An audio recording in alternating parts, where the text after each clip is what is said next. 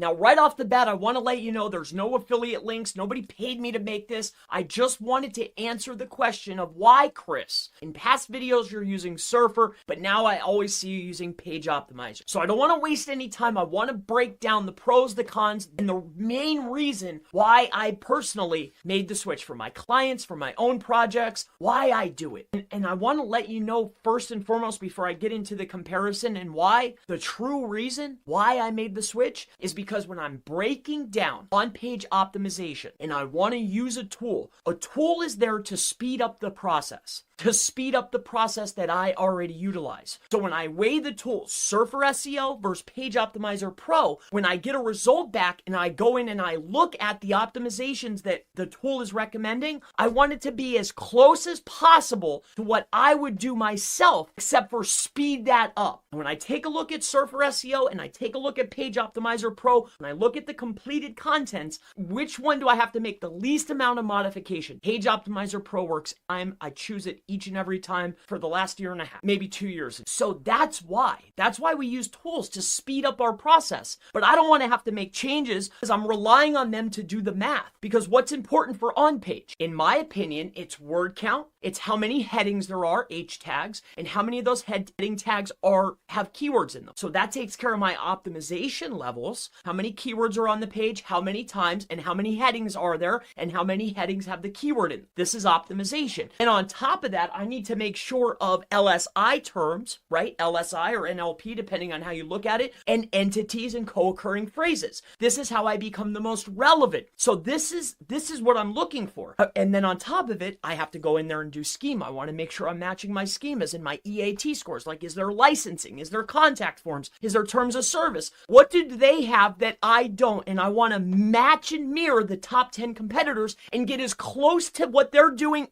And that's why I made the choice. When I take a look at my content and I break down everything, which one is as close to what I would do personally, but speeds it up? And that's why I made the change. Page Optimizer Pro for me is a much better choice. So let's take a look at these. I recently had some content done. Now, my content editor has an automated system for Surfer. Push the content in there and it automatically will go in there and add the phrases and keywords. It does it by itself. That's why I use her. It's really cheap. She does a good job. And then I take it over and I make my own personal modifications. And then for validation, I'll throw it through Page Optimizer. That's how I do it. I do it all the time for like every project. Now, with that being said, let's take a look at this. This is how I get it back. They'll send me a link like this. I get it. I throw it inside of here. There's the URL. You go to the, this is their content editor. And then boom, I have 100%. When I take it over to Page Optimizer, as you can see here, it's only a 22% opt. It's the same article, as you can see here. Same exact article. Top rated. It's literally the same. Source, same thing. Now, yes, Surfer is a lot easier to use and understand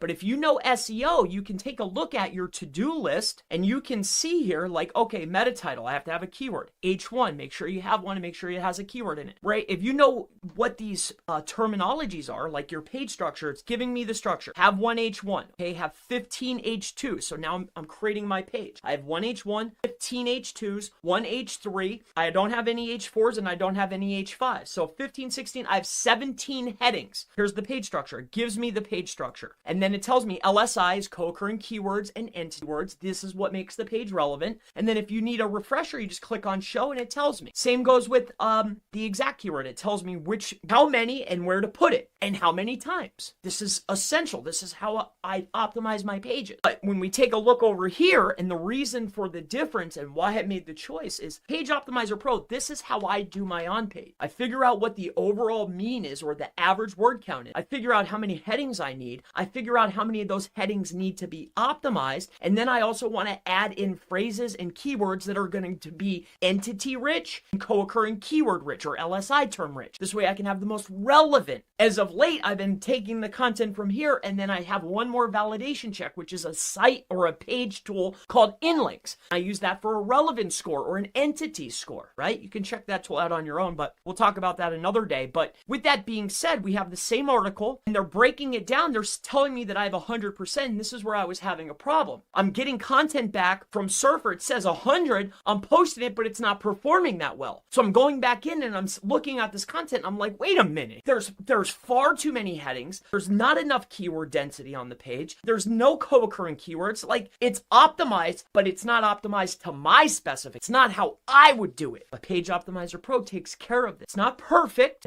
It's closer to what I would personally do. On top of it, again, why I made the choice, I'm going in to see what the other competitors have as far as schema. So this tool is going to go out there, scrape all the other competitors and tell me, hey, the top 10 guys on the front page have this schema, breadcrumbs, they have search results, they have the web page, website, they're listing their service types. I want to make sure that I'm matching and mirroring what the top competitors have. I actually want to match and mirror, but beat and do a little bit better, have a little bit more. And then on top of it, there's Google entities. Again, we talked about that, but more importantly, other than the schema, we also like to have the EAT score. So EAT is the expertise, authority, and trust. So this is, that white paper Google came out with, the Rater's guidelines. This is directly a correlation to that white paper. So we want to make sure, hey, if our competition has a terms of service page, I need a terms of service page. If they have a contact page, I have a contact page. How about an about us? I have an about us. They have their phone number up at the top and at the bottom. I want to do that. They have their license number prominently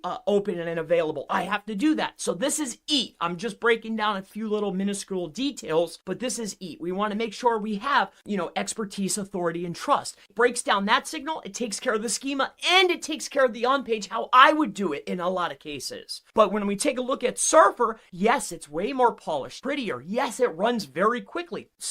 Page Optimizers are really kind of slow. It probably needs a UI update, but that has nothing to do with the math that's associated with the tool that's supposed to help me optimize my pages faster to my specification. It's not supposed to take me longer. It's not supposed to make it harder. I shouldn't have to go back. I run it through, I get the tool, and I post it, and I win. That's the goal here. It's supposed to speed up the process, but let's look at this. The optimization score, and we're talking about SEO. The O stands for optimized, not subpar, optimized. So when we look at this, some things that are very, very important that I want to point out is, yes, it takes care of the word count, but a big one where Surfer is missing that I don't like is it's listing the headings. Headings are crucial. How many headings and how many headings are optimized? It says you need 19 headings, but it doesn't tell me which. For somebody that's using a tool that wants to speed up the process and just know the math, I'd like to see this. So inside of here, you can see that Page Optimizer on the left-hand side is saying, here's your page structure. You need to have one H1, 15 H2s, and one H3. This is telling me 15, 16, 17. This is 19, but the difference is, yes, they're very close, but this one's telling me how to actually structure the site. And as an SEO professional, I know that H1's the strongest, H2 is the next strongest, and then H3. H4, 5, 6 have almost no weight. So if I was putting big keywords in, I want to get them inside of the H1, H2, and H. But over here for Surfer, it's not breaking that down. When we come over here to paragraphs, this is good, but